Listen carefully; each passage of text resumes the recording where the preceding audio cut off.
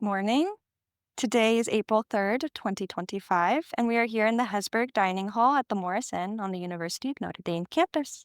My name is Karla Yaritza Maravilla Zaragoza. I'm an English Ph.D. student here at the University of Notre Dame, and I'm here with bilingual poet, essayist, translator, Aleida Rodríguez, 1998 winner of the Catherine A. Morden Poetry Prize for her poetry collection, Garden of Exile, which also received a Penn Center USA Literary Award.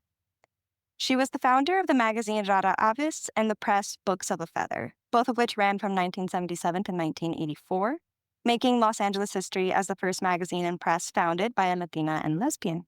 Thank you for being here with us today. Thank you for having me. So my task today is to conduct this interview, which will be archived as part of the Letras Latinas Oral History Project, available for current and future poets and scholars to study and find inspiration. And so I thought we'd begin by looking at your origins as a poet and looking at your poetic aesthetic a little deeper. So you've had a remarkable career, describing yourself in a personal bio that I found online as a poet, essayist, translator, artist, and even as an activist.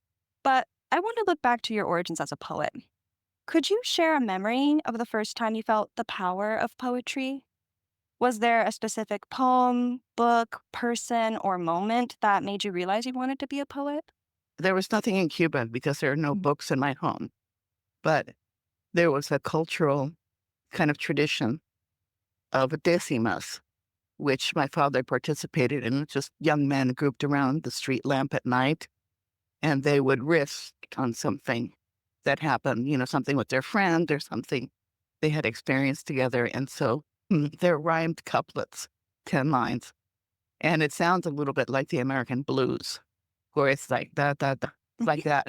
And it sounded the same, but the words changed. So that was, I think, my earliest memory of any kind of poetry.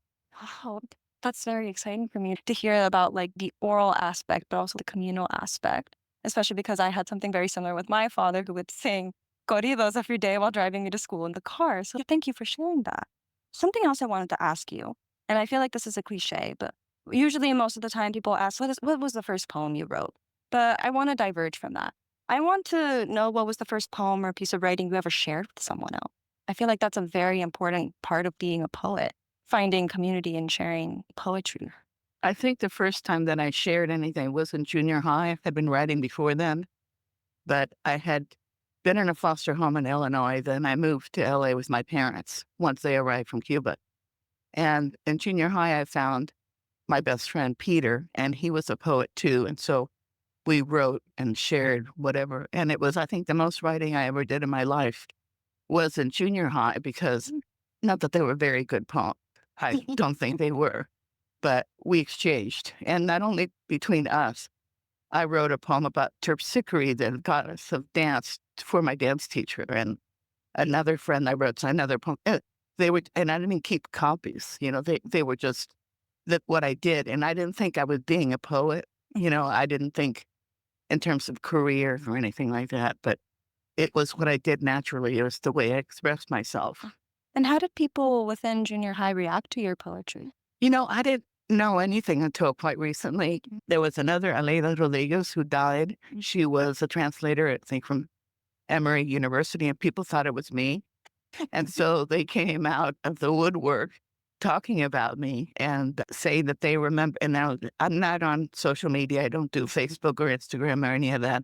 But they, among themselves, talked about, oh, yeah, I remember when she wrote me this poem about such and such. Or I remember her as a poet. She was writing even back then. So it's sort of like dying and hearing what people would say at your funeral kind of thing. But yeah, so people already, even though I wasn't identifying like that yet, people were seeing me as a poet, as someone who was writing all the time and sharing my poems. And did that alter your confidence in any way? Did it improve it? Since I only found out about how they viewed me recently, it didn't affect how I saw myself. And sometimes people go, I wanted to be a poet. I never thought it was possible. I'm working class. My parents never went beyond the third grade. So I had no expectations of myself in that way. And in the foster home, I had been put in theater. So my first experience of self-expression was actually theater. And when I went to the Boston Conservatory, though I played the clarinet, it was theater that I went there for. So I wasn't even I took all my poems with me, so I'm still identifying as someone who wrote.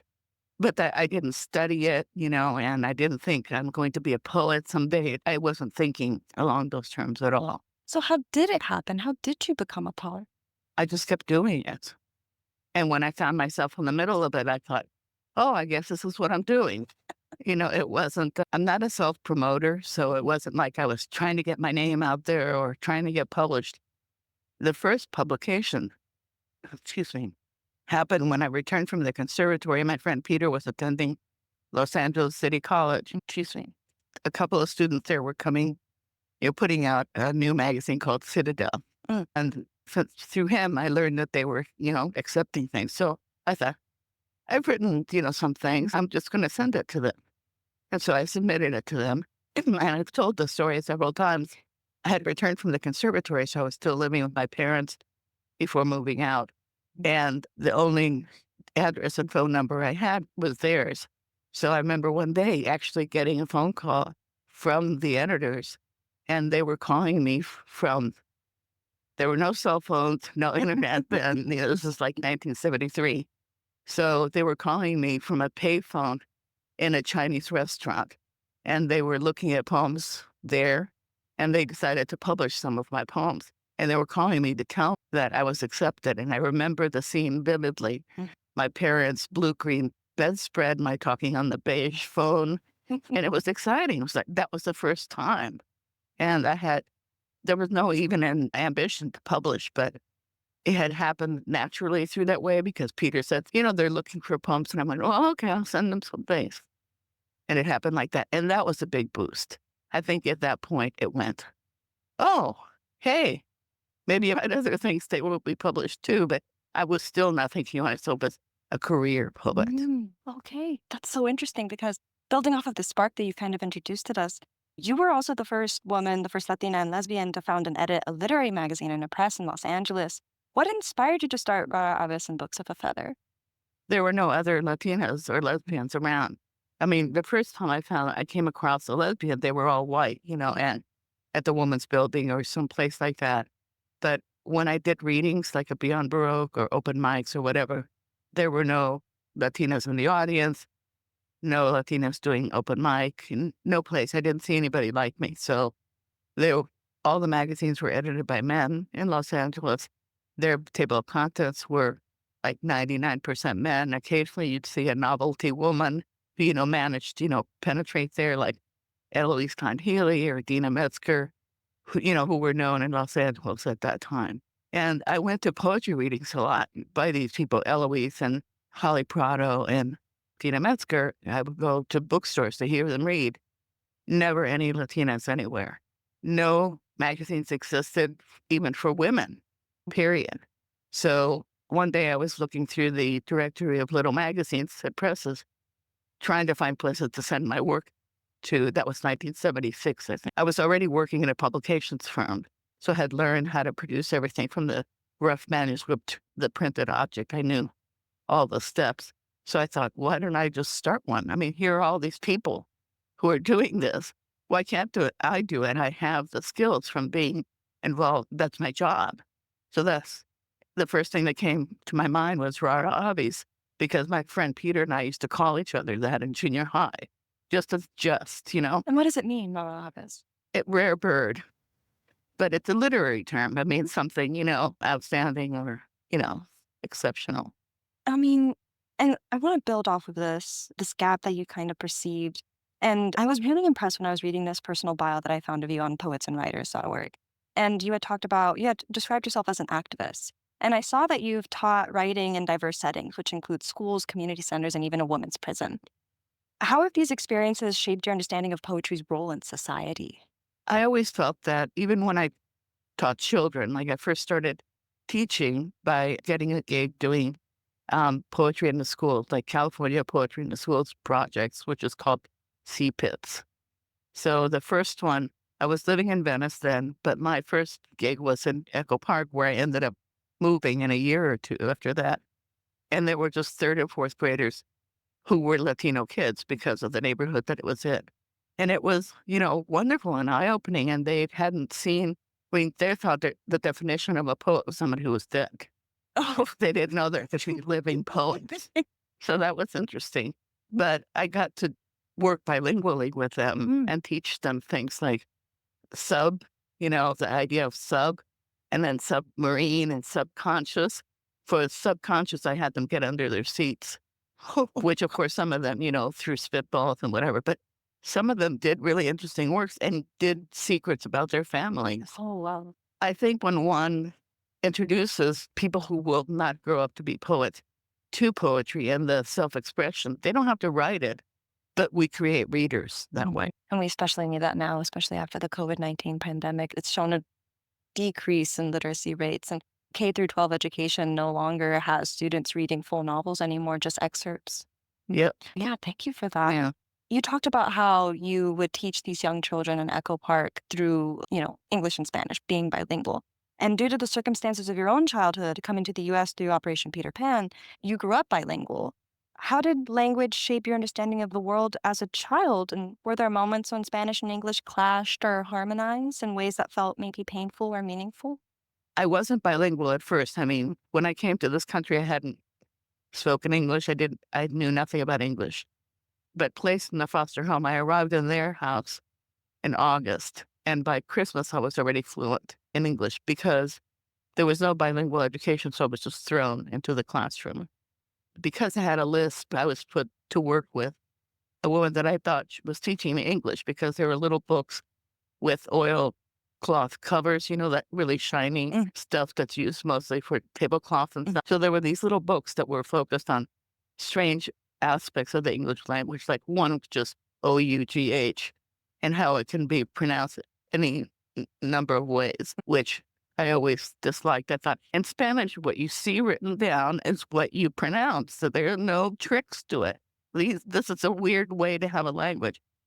But by doing that, I think it expanded my view. While I was being taught like that by her, the other kids in my classroom were going off to art class. So I never got an art education. I never got exposed to art. So working with her like that so intimately and focused so closely on language, I think might have pushed me, to writing and becoming a poet. But the family that I lived with had this schedule. It was like, one of those efficiency experts. They had 7 kids. It was like 13 to 15 to this activity, 9 to 6 to this activity. So every Saturday morning after swimming class at the Y downtown, we would go to the library and we were able to check out 10 books. So I read absolutely everything. And, I think that reading in English, and there was nothing to be read in Spanish, but that immersion for 2 years, my sister was in the same household and she was 7 years older, but they wouldn't allow us to speak Spanish because they thought their excuse was that it would stunt our development and we wouldn't learn English. But I think they didn't want us to talk about them in Spanish privately. So by the time my parents arrived 2 years later, I understood everything they said, but I couldn't make anything come out of my mouth. And so it created this complete rupture with my original language. And it was living with my parents again that I learned Spanish by going, how do you call this? What is that? And then not only that, but why is it called that? Why is that word used? And of course, they couldn't answer because they had only got to the 3rd grade themselves. I have a similar experience with my parents as well. Even growing up in the United States, we're encouraged within the public K through 12 system to kind of not speak Spanish. And I did grow up a little intimidated speaking Spanish in front of my family members, but coming to Notre Dame has really opened my minds to being cohesive within the community, and I'm getting back into it. So thank you. Thank you for sharing. Yeah, I would use bad syntax, so I would put the wrong endings on words and I would put, a feminine, pronoun before, a masculine word, things like that. And I still do that. Yeah. Yeah. So it was really bad for a long time. But I also had to serve as their translator in society. So I had to use it and I had to learn the way they spoke and then translate that to the, other people outside and then translate that back in Spanish in a way that they could understand. My mother would bring back words that she had heard during the day and they were completely wrong.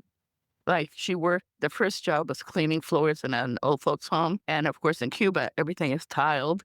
So you threw buckets of water on the ground and, everything Yes. was clean that way. But this was linoleum.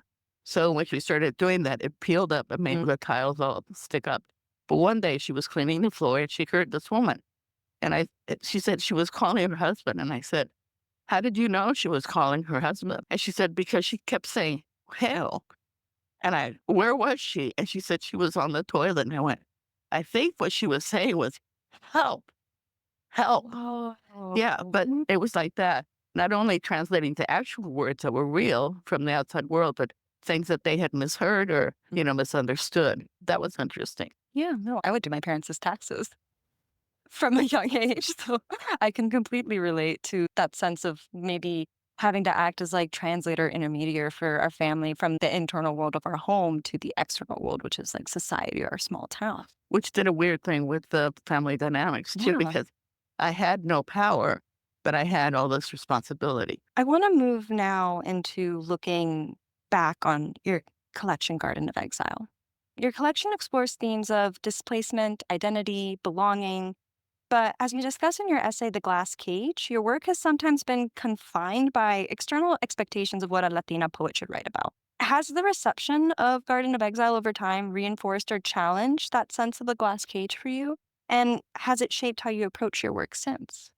I think it's still happening. We do get whatever identity we are, whether it's an immigrant, an exile, a Latina, a lesbian, whatever it is that you are, certain expectations are made of you and what your correct subject matter should be. Or if you venture into other things, it's, oh no, that's white territory.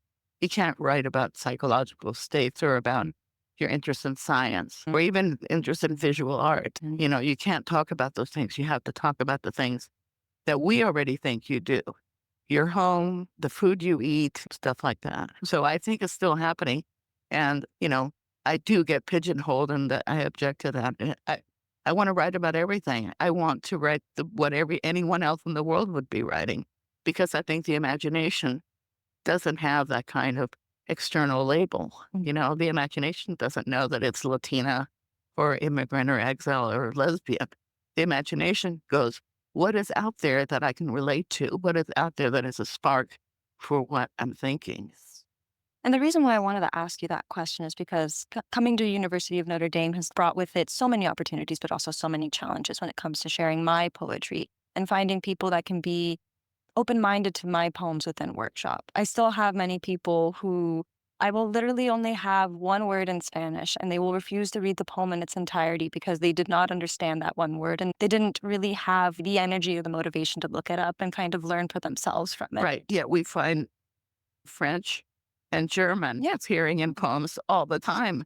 And we're expected to know those languages. Yes. And all the ways that we were taught poetry along the years, everybody, like Europeans especially, inserted words in other languages. However, Spanish is not often used because it was seen as a lower, language. So when I wrote Rosario Beach House, and that was in my late 20s, I think, it goes back and forth between Spanish and English. And at that time in LA, it's called the Pocho form was happening. And I heard a guy read a Beyond Baroque one written that way. And I was sitting on a table in the very back of the room. And at the end, I thought, I couldn't remember which parts were in English and which parts were in Spanish. And I really liked that. It did something weird to my brain. So I was starting to sort of explore my childhood. I'd just taken TM classes, so I was meditating, and words in Spanish would bubble up that there was very surreal phrases, like phrases from dreams. And so I was writing those down. But I thought, you know what, this bilingual thing might be a good way to address the Rosario Beach House memories that I'm having. I had first I almost died from whooping cough, and then I had chronic bronchitis. So I was placed with my grandmother at the Rosario Beach in this old wooden house. And I was there for a year. So the way I saw my childhood was in a single day, the experience of living in that house with her from the moment, the sun is rising and we go out to the shore and some fishes and whatever. But the lapping of the water, like it's in the southern part of Cuba, so it doesn't have like big waves. It's just gentle lapping, but you could hear it lap back. And I thought, that's kind of like how language is for me, the Spanish and the English. So I thought of placing the lines in that kind of lapping way. And when I chose to put something in Spanish, it's because it was my heart, my emotions. And when I then described something in English, it was my American head, which is more my intellect. And so it was this interplay between my American head and English and my Spanish heart. And that's why the poem is bilingual. But the first time it was reviewed, the line in the review was, she refuses to translate for us because I'm not repeating the thing. I'm not going, mi casa, my house. Yes, exactly. It was a different line, and I wasn't filling in the And blank. something I've done as well within my poetry is that I no longer put my Spanish in italics anymore. I no longer try to distinguish it from the other words on the page. I did because I'm an editor and a Mhm. stickler for doing things Yes. correctly. I do care about how language looks on the page. And I know and I have seen when people have done that. But for myself, I liked seeing the Spanish in italics. Thank you for that. You talked a little bit about your grandmother within Rosario Beach House. Something that stuck out to me within your collection, Garden of Exile, was first off, I want to tell you my two favorite poems in your collection were. It was My Mother's Art and My Mother in Two Photographs, among other things. But my favorite one, especially, was My Mother's Art because I had a similar experience with my own mother, where we would wake up every morning. She would turn on PBS. She would pull out these easels from Dollar Tree and like the cheap paints from Dollar Tree, the little acrylic ones. And she would follow along with Bob Ross. And growing up, I was just amazed at the fact that my mother knew how to paint and the fact that she could do this when she was someone who was agoraphobic, by the way, never left the house. But it was just so exciting to see my mother kind of put herself into color onto the canvas. And both of these poems that I mentioned in your collection offer intimate glimpses of your mother, whether through her creative work or the way she's captured in photographs. And I just wanted to hear a little bit more about your mother's influence on how she shaped your poetry both thematically but also stylistically. My mother did not paint. She came from a family that was, almost completely destitute. My grandfather had suffered from tuberculosis, so he was gone a lot of times and, respiratory asylums, recovery.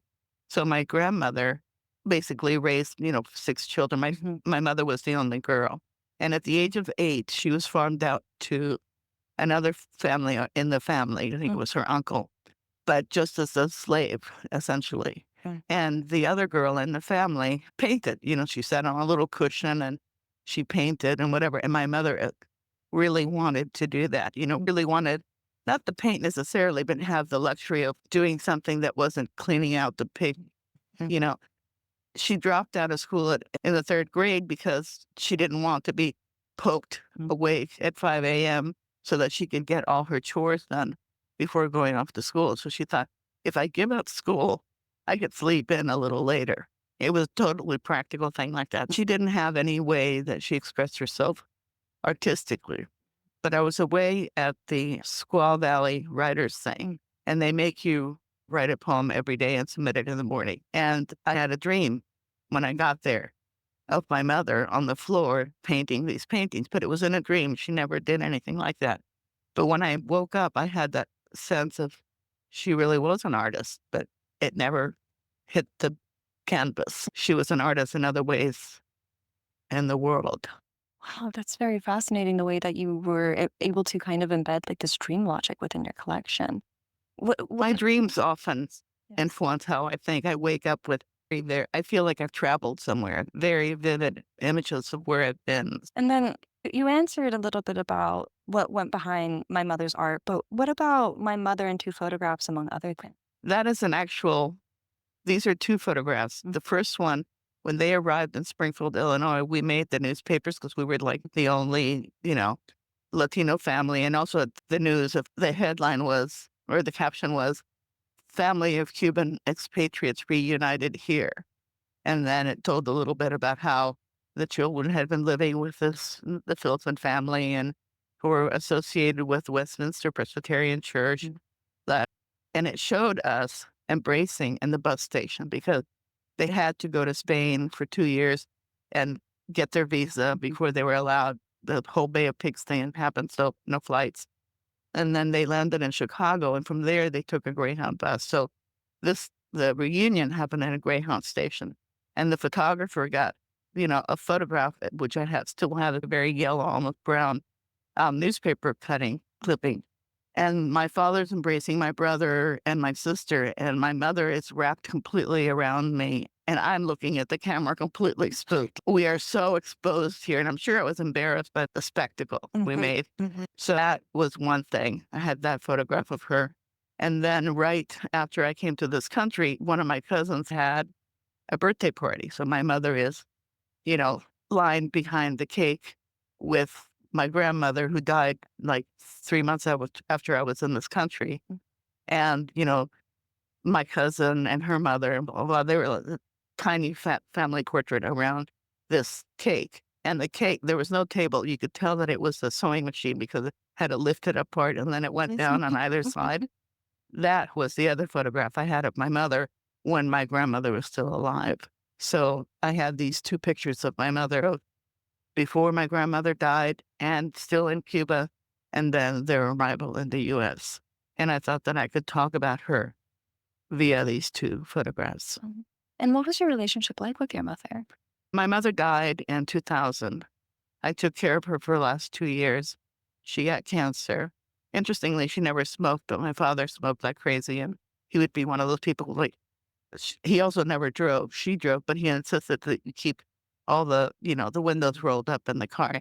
He didn't care that I had respiratory illness. Forget it. I'm going to smoke. And it was like, not only cigars, which are bad enough, but cigarettes. When she went to the doctor first after having breathing problems, he said, "How long have you been smoking? Your lungs are completely black." And she said, "I've never smoked in my life."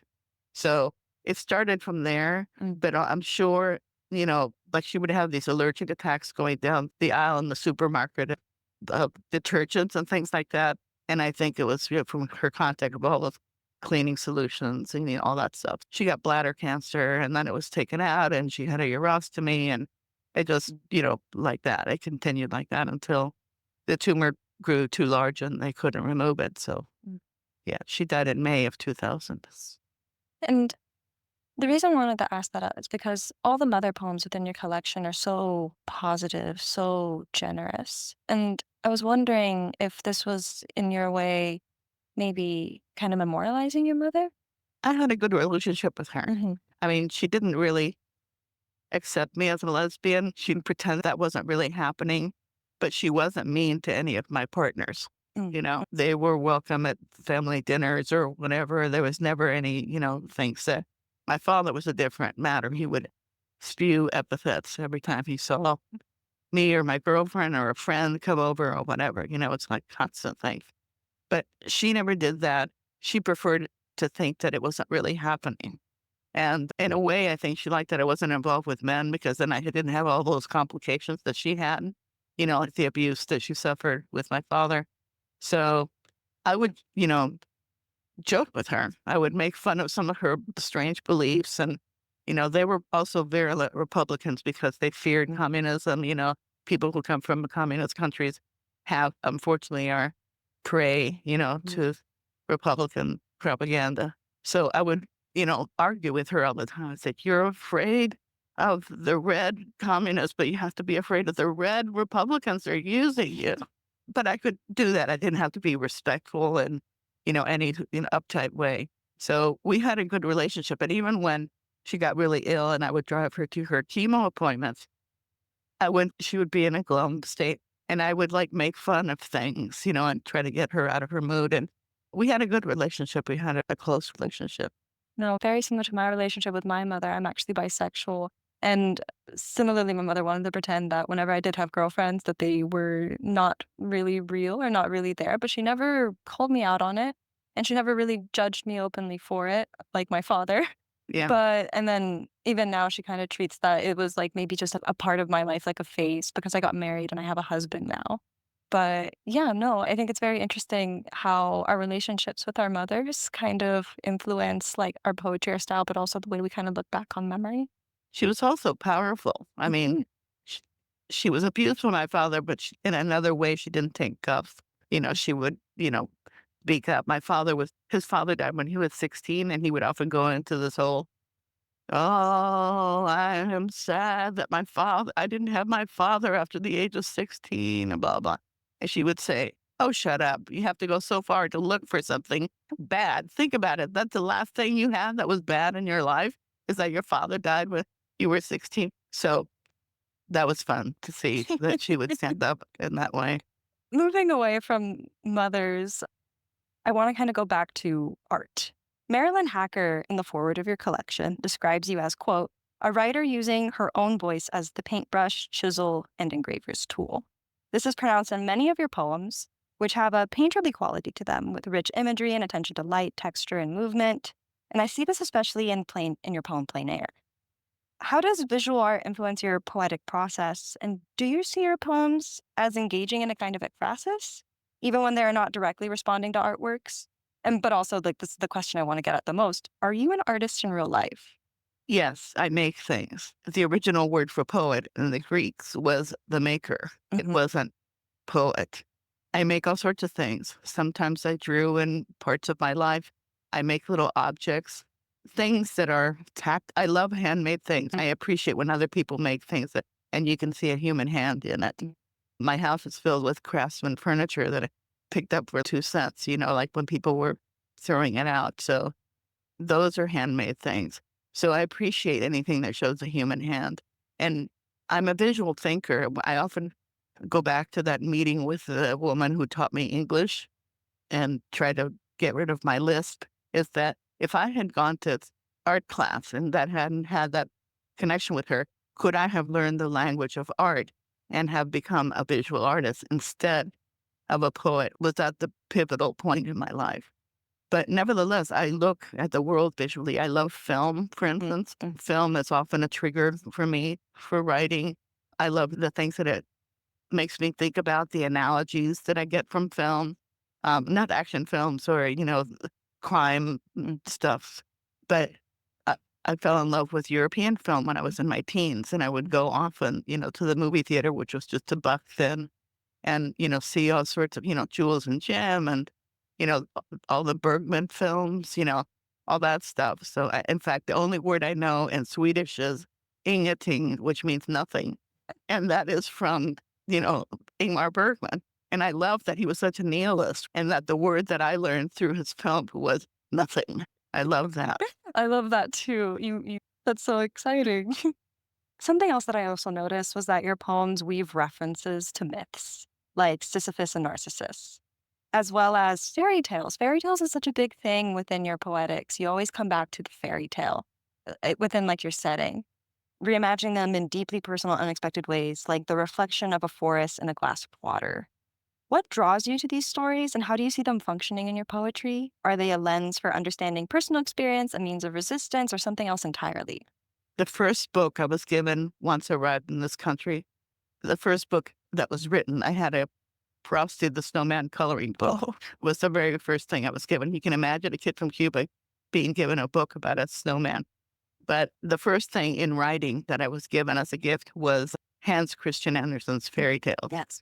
And those were great fairy tales. Ursula Le Guin writes essays about some of Hans Christian Andersen's fairy tales. Like one of my favorite essays of hers is about the child in the shadow, and where the guy is on a balcony and he's looking across at this beautiful woman and the other house across the street.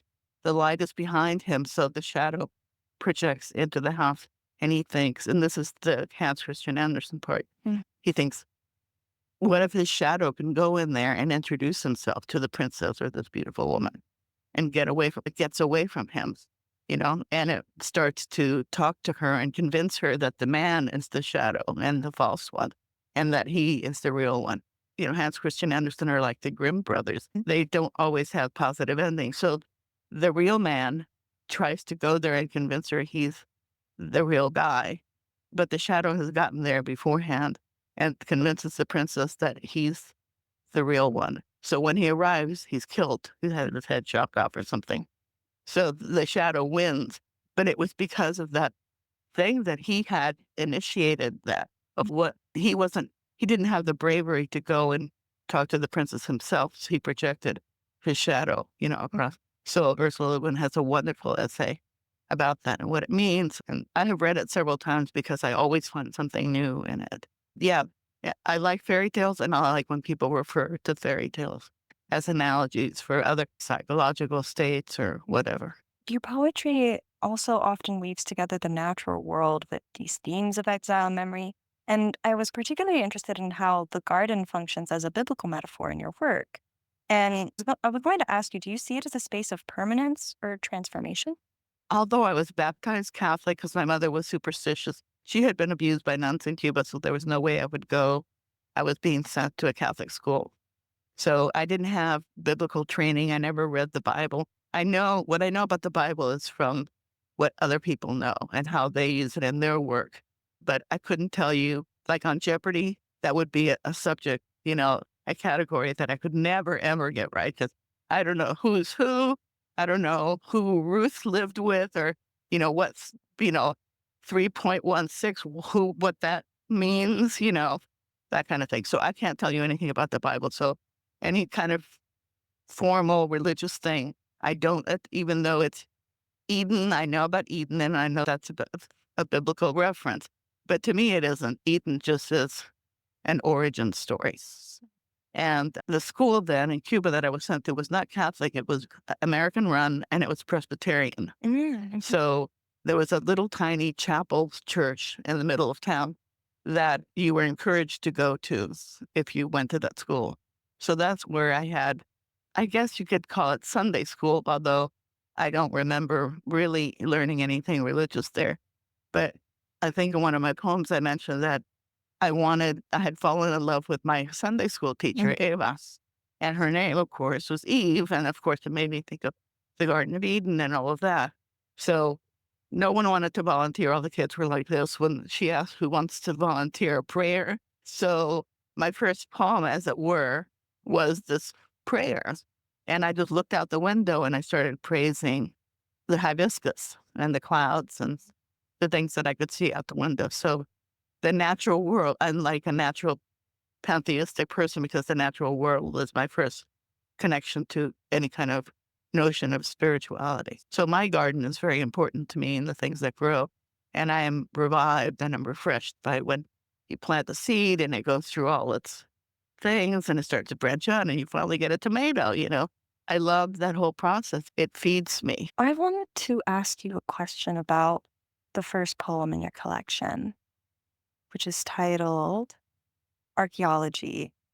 And I thought I'd just read just a little bit of the first part. I thought at first it was a bullet, metallic, cylindrical, one end rounded, the other flat. But once unearthed from the garden, the little wheel design of plastic jewels, the color of watermelon tourmaline, or spring grasses roadside through New Mexico, blurring past the windows, told me what I'd found, though its identity eluded me, retreated into guesses about its color. What was it? What was it? It was lipstick. It was lipstick. Yeah, in it I say, that's called now code switching, but I call it gray. Okay. Yeah, I was digging in my garden, and in those days, my house was from 1932, there were incinerators in the backyard, so my neighbors had been removed. I still have mine. I like the way it looks. This weird structure looks incredibly ancient. It's made out of concrete and has these, you know, kind of striations through it. It doesn't work, and you can't burn anything in it now, but his all the houses were like this on my hill.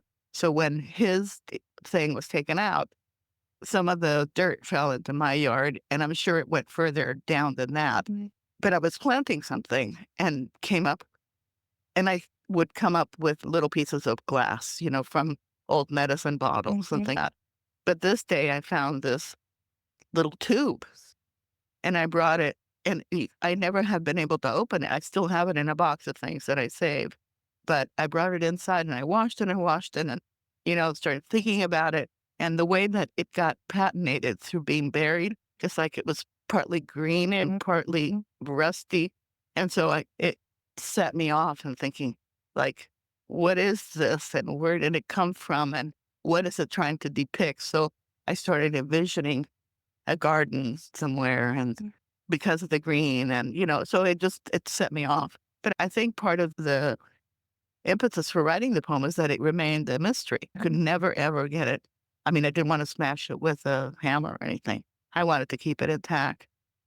So I could never find out what it really was, but clearly some woman had used it at some point, and then I don't know if it's all used up. Who knows? Is there a little bit of lipstick still in there? But the interesting thing about that poem, since it's the first one in the book, it was the last thing I wrote before the book was compiled. Yeah, and when after I finished it, I thought, this is the first poem.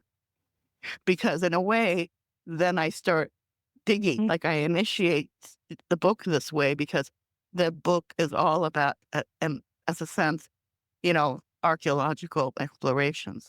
I use archaeology a lot. I have written a poem where I say that I wish I had become a scientist instead of a poet because I like digging in the ground or I like looking up in the sky, you know. So yeah, I found that interesting too. That I thought the book was complete. I had it all done, and then I wrote the archaeology poem from that event of finding the little tube, and I thought this is the first pause. I had to wait all this time for the first poem to arrive so that I knew how the book would begin. And talking with you, I feel like I'm learning so much about your imagination, your creativity, the way that you're able to kind of envision yourself as like a painter, an artist, but also as like an archaeologist. But it's causing me to think a little bit more about something that I kept seeing throughout a lot of your poems, and it was doorways and thresholds. And you repeatedly lock in on this, and you even quoted in your poem Threshold Annie Dillard from God in the Doorway. And I wanted to know, what was the significance of doorways or liminal spaces in your everyday life and poetics? From my crib in Cuba, one of the first images I had, it was an old wooden house that actually belonged to a relative where I was born. And the doorways were shaped what I thought from my crib. I mean, I went back to Cuba and I thought, why am I having, when I was 26, 17 years after leaving, and I was thinking, why do I think there were people standing over my crib? I see people almost like aliens. It was like this, and then shoulders, and then a round part, right? And that's the way in the doorways. Those were the hallways to the house were had these shapes. And no wonder I thought people were standing around. But I love arches. My house right now has pointy arches, and it's called Hispano-Moresque, the style. And I love doorways, and because I like things handmade and hand hewn, I love the way that they're shaped. Another thing I love is architecture. I was for a time editor at Architectural Digest, and it was wonderful food for me reading about I mean, it was all that frou-frou, horrible, celebrity, big houses, blah, blah, blah. But when you got into the details about why this was called that, I even took a class at that time when I was working at Architectural Digest in decorative art at UCLA. And the excuse was because it was taught by one of our consultants who would come in and look at what we had put together and find the errors and correct and whatever. So he was teaching this class at UCLA. And I took it ostensibly because it would support my work, but it was because I'm really interested in decorative arts. For instance, windows were never flat. Why were they never flat? Why do we see when there are period films? Why are there those circles? All they could do is blow glass in that circular form, right? And they could never, it was only after it became industrialized that then glass was put on rollers and made flat. But that's why the windows are made of that, little circular, pieces of glass. And there are a lot of things like that I learned from that. But I love architecture. Recently, I was, I think, watching a documentary where it said that architecture was frozen music. And I think that's true. Oh, It's not lovely. yeah, that's very Yeah. Yeah. Oh, ooh, okay, this is like a perfect segue into, let me find a poem. In Plain Air, I have to say this is such a lovely poem. Something that I can't really get out of my head is because when I was learning poetry for the first time, my mentor, when they were teaching me, they were like, the writer's toolkit when it comes to words should be seen as like the painter with their paints. And there is $10 paint or $10 words. And then there's $100 paint tubes, $100 words. And you say in Plain Air, words one could pick up and squeeze a little bit of on a palette, add a splotch of medium and swirl to just the right syrupy consistency. And I see that within your poetry, and you're even saying it right here. And so I wanted to ask you about the significance specifically of three colors that are recurring within your collection, which is yellow, green, and blue. And why was yellow, green, and blue so significant to the construction of this collection? Well, yellow is really, it makes other colors different. You add it to red or you add it to blue and you make green. So it's sort of, I mean, it's a primary color, but it alters other colors. And I was living with a visual artist, and what I was doing is envying the beginning of the poem begins with, I want to tell you why. And, it's more difficult to write with words than it is to paint because I felt like, and this is true, words have everybody's fingerprints on them from the world, from the way they're misused. And so you can't take this pristine thing out of a box and start working with it the way she could. She could open her paint box, set up the little, glass thing and start mixing the colors. And it was all play for her. She didn't know she was going to do that thing and she would just, paint. I couldn't do that. It was too heavy and the words were too charged. So I envied that clear minded, wordless thing of paint. They're not thinking about how this color has been used before or what it has meant in the past or, any of that stuff. And green is my favorite color, always. I had a parrot for 47 years. She just died in December. And I think it became more my favorite color the longer I lived with her because she was a yellow Amazon parrot. And so her green, and they come in a lot of different shades of green, but her green was like an emerald green that started kind of like turquoisey green from the top, like that. And she got more, I thought she would lose it. She was like that as a baby. And I thought she would lose that, like turquoisey thing, but she didn't. And so I think the more that I lived with her, the more green became my favorite color. I always liked green, but I think her particular shade of green really, I mean, my neighbors all know that green is my favorite color. My house is painted green. When I buy cushions, they're green, things like that. I think by using colors in my work, I am trying to do what my partner was doing with the paints. I can't have the actual physical paints. I can't do that, but I can mix these paints in my head to achieve different things. Like that poem is, I don't know if you noticed, but it's a double Petrarchan sonnet, an iambic pentameter. And I gave that to myself as an assignment. I looked in the book of forms and I thought, what form can I, learn?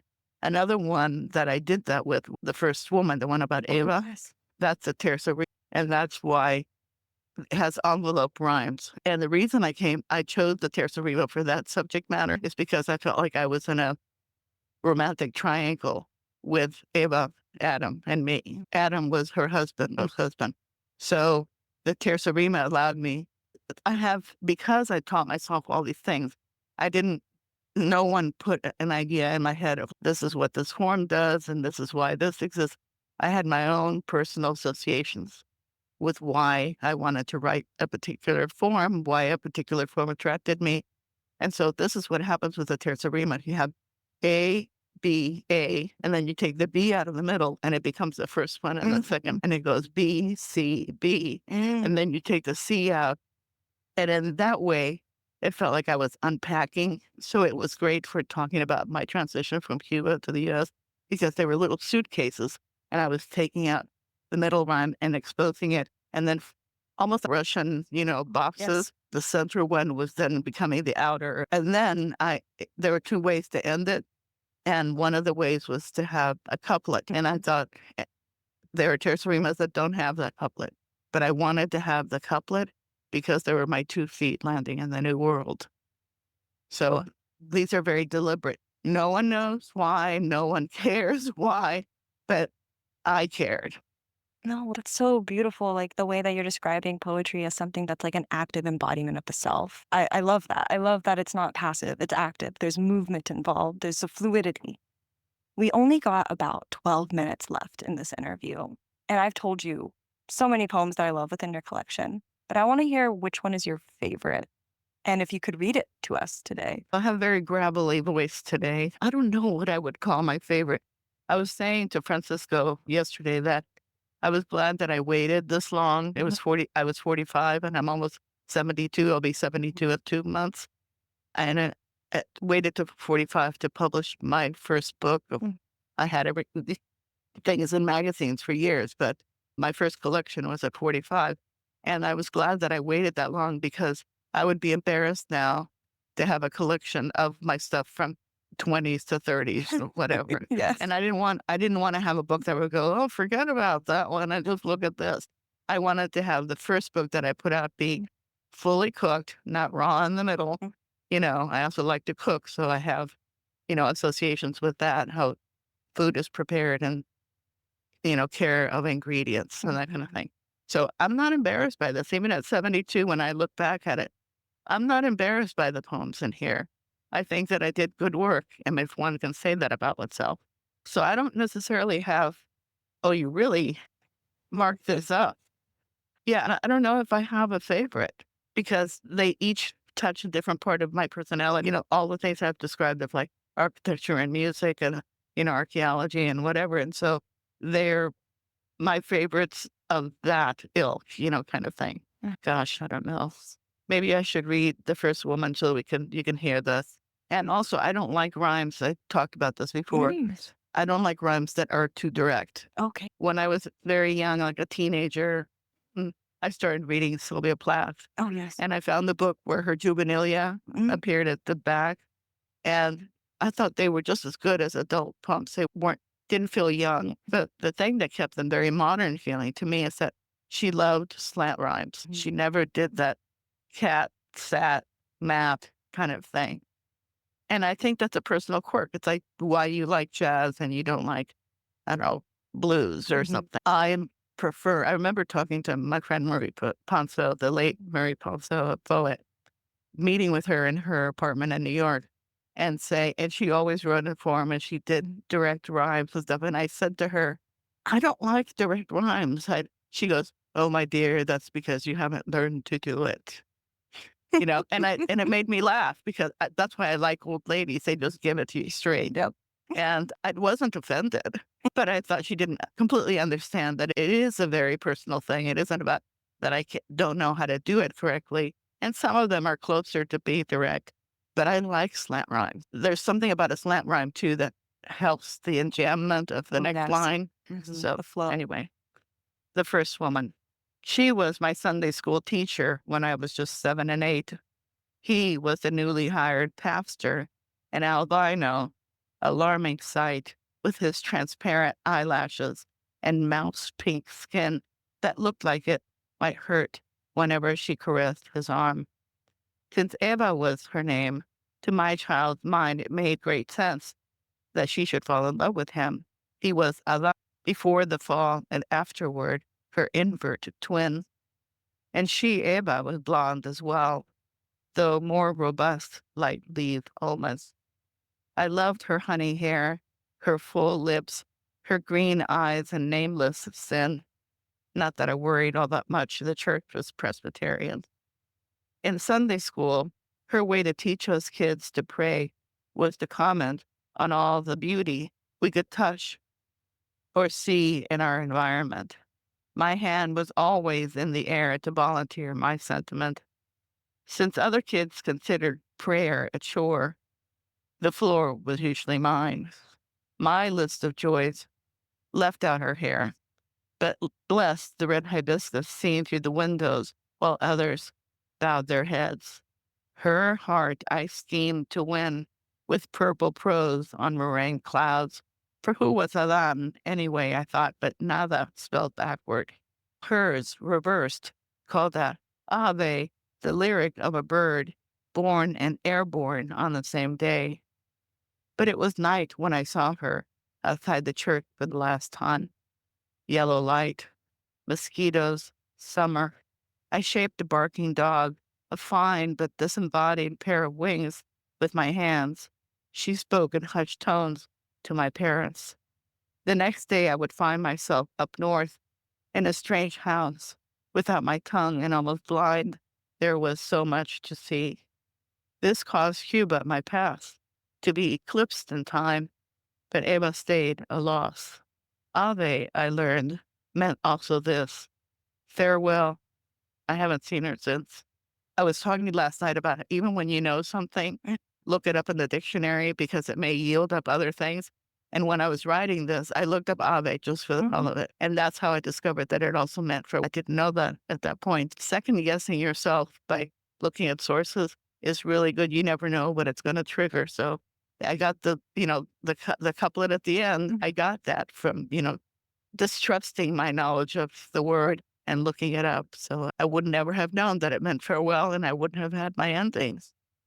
Building off of this advice that you've now shared about research within poetics, I have one final question for you. What advice would you give to poets who, like you, may struggle with the constraints of the glass cage, the pressure to conform to expected narratives for visibility?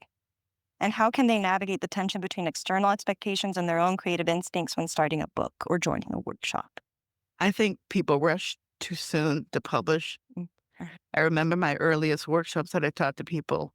I knew who was going to go further and deeper into poetry from the more superficial types because the superficial ones would ask you, how can I get my thing copyrighted? If you haven't written anything, don't think about copywriting now. Don't think about publishing now. Get the damn thing on the page and do it. So about the glass cage, at first, it bugged me, and I obviously wrote the glass cage essay because it was such an annoyance, and a restriction. But in time, you just have to go. The reader will make of it whatever they want on the page. I know what my intention was. I can't be affected like opinions. I can't be affected by if someone judges me for being lesbian, if someone judges me for being an exile or Latina. I have done readings in places like Beyond Baroque where and this is not too long ago. It was in the 80s, but to me, that's not too long ago. When I was supporting, it was a reading in support of the struggles in Central America and El Salvador and Nicaragua, and it was a fundraising thing for medical supplies. And I was doing a reading, and I said before reading, I support these revolutions, but we must keep our eyes peeled because I have been betrayed by revolutions before. And so we can't just buy everything wholesale. Parse it out, inspect it, make sure that it's sincere and true and good and authentic. And someone from the audience, a Latino, yelled out, Gusana, which is what the epithet that Cuban exiles were called, because Fidel's thing about people who left Cuba was that they were worms, gusanos, who were fleeing this healthy place called Cuba to go, devour the rotting carcass of the U.S. That's a very dirty word. That's, calling someone, you know, another dirty word for being gay, So you don't do that. And especially if you're Latino, you should be better educated to know that you don't call someone that. But that's what I was called. And it was among quote unquote my people. So I can't be, I mean, I still remember and I'm telling you the story because it's there, but I can't be affected by how people are going to judge how I feel about poetry, how I feel about my life, how I feel about relationships, how I feel about any of those things because they are mine. It's not about them at all. So they can say whatever the hell they want about it. It doesn't affect me anymore. And that way, I think the fault is in them. The lack of compassion is in them. I have no control over that. I can only control what I do and what I write and what I like. So that's what I would tell any young poet is that don't pay attention to what the outside voices are telling you. That has nothing to do with what you will do with the page. Thank you so much, Aleida. Thank you so Thank much. It's you. nice to meet you. And thank you for watching.